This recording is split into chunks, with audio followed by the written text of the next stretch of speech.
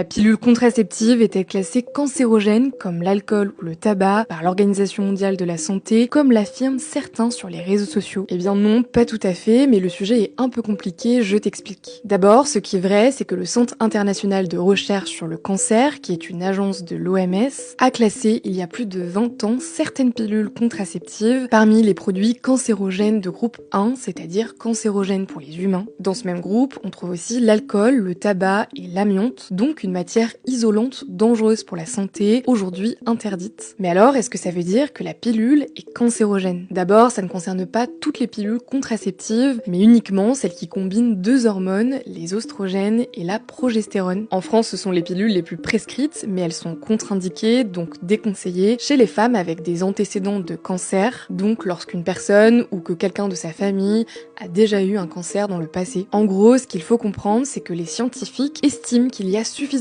de preuves scientifiques pour affirmer que la pilule peut avoir un effet cancérogène. Mais attention, cela ne signifie pas que la pilule est aussi dangereuse que l'alcool, le tabac ou l'amiante. Alors une fois qu'on a dit cela, ça ne veut pas dire que la pilule est complètement sans risque. Prendre une pilule contraceptive peut augmenter les risques d'avoir un cancer du sein, selon une étude publiée dans la revue PLOS Medicine en 2023. À noter tout de même que le risque reste faible, surtout chez les jeunes femmes, et qu'il diminue petit à petit, environ 10 ans après l'arrêt de la pilule. À noter également qu'en parallèle, la pilule réduit de 30 à 50% les risques d'avoir un cancer de l'endomètre ou un cancer de l'ovaire, et de 20% les risques d'avoir un cancer du côlon ou du rectum, selon plusieurs études. Bref, c'est donc un sujet extrêmement complexe et à prendre avec beaucoup de précautions. Le mieux, ça reste d'en parler directement avec ton médecin.